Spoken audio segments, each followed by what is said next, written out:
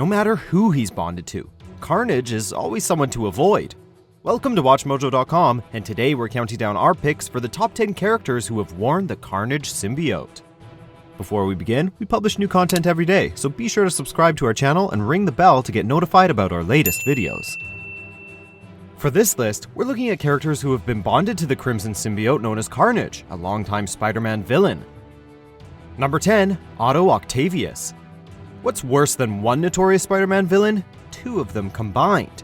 The final mission of THQ's fondly remembered Spider-Man game from way back in the year 2000 sees Doc Ock and the Carnage symbiote merging to form Monster Ock. You'd think that the combination would be kind of redundant, given that symbiotes already have the whole tentacle thing down. But the combined power of these two villains is so great that poor Spidey can't even fight them, leading to a tense chase sequence as a helpless Spidey can only flee in terror from the monstrosity now before him. And hey, we'd be running too. Number 9, Carla Unger. Humans are naturally curious, but you know that old saying about what curiosity did to the cat? The cat, in this case, was a researcher for Morse Laboratories, who was infected with the Carnage symbiote when a tiny part of it, which she was studying at the time, leapt into her eyeball. After destroying the rest of the sample, she then went home and killed her abusive husband using the symbiote's abilities.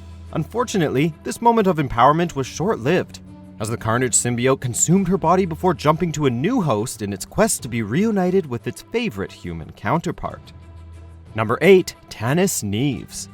The Carnage symbiote considers most humans entirely uninteresting or expendable, and will frequently use them as little more than stepping stones or vehicles to get from place to place. This psychiatrist was one such unfortunate soul. She first came into contact with the symbiotes when she attempted to rehabilitate Carnage's one-time love interest, Shriek. She was later bonded to the Carnage symbiote, which used her to return to its original host. Surprisingly, she survived the encounter, later discovering she had been left with a new symbiote by Carnage, one that bonded with her prosthetic arm to create the cyborg symbiote known as Scorn, a rare force for good among symbiotes. Number 7, Carl Malice. You may not have heard of the supervillain group known as the Frightful Four, but you can probably guess what heroic group they serve as antagonists to. Usually led by the villain called the Wizard, the group has a revolving door of members that at one point included a supposedly superior iteration of Carnage, with this mad scientist serving as the symbiote's host. While the Wizard was initially able to control Carnage using the sonic abilities of Ulysses Claw, the symbiote escaped their control and went on a rampage, killing Claw with a vibranium blade before taking control of the Wizard himself. Number 6, Benji Parker. Across any reality, the Carnage symbiote tends to have a twisted sense of humor, and that's the only reason we can think of why it would choose Peter Parker's infant son as its host after spending some time in the body of the ungainly Moose Manfield. A native of the MC2 universe, this wee wall crawler comes from a world inhabited by the children of superheroes, like his older sister Mayday Parker, the spectacular Spider-Girl. The baby's encounter with Carnage ended when a sonic weapon was used to separate the two, also damaging the child's ears in the process. The experience also accelerated the development of his spider powers. Number 5, Ben Reilly. That voice! He sounds like me! Oh, how I despise you! And for that reason, you must be obliterated. The saga of this character is far too long to ever recap here. Basically, Ben Reilly is a clone of Peter Parker who actually took over the role of Spider-Man for some time, even rocking his own variation of the iconic suit. When the clone became infected with the Carnage symbiote, it even morphed his duds into a monstrous variation of his normal costume. While this pairing was short-lived in the comics, it reappeared in the Spider-Man cartoon series in the 1990s.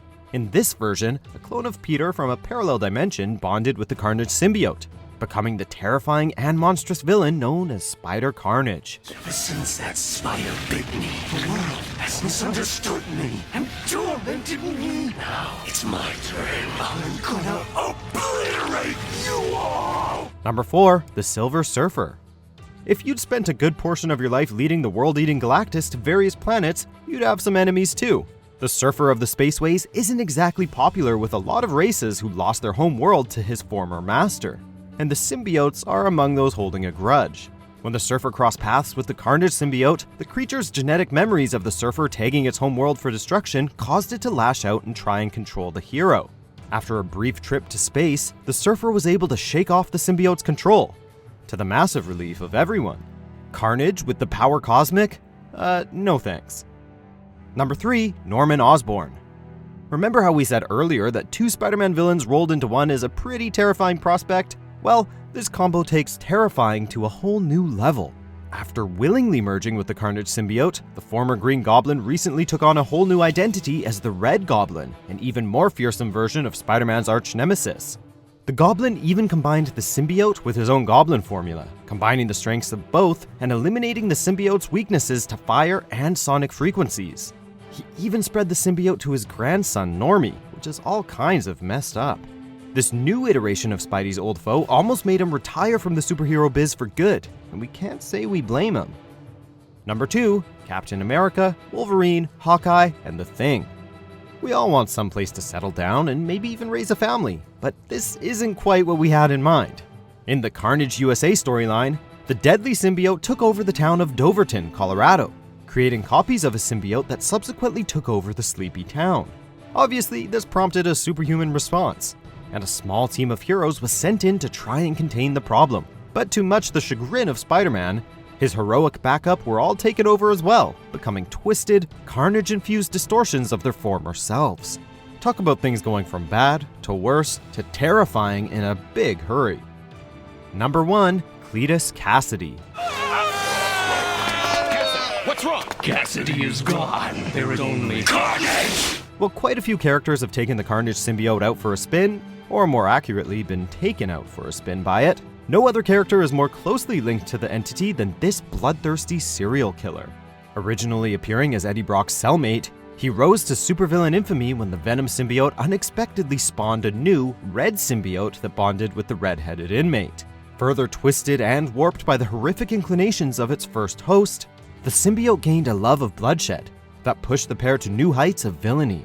In the end, the two really are made for each other. Cassidy! Think of the damage we can do now, man! Do you agree with our picks? Check out these other great clips from WatchMojo and be sure to subscribe and ring the bell to be notified about our latest videos.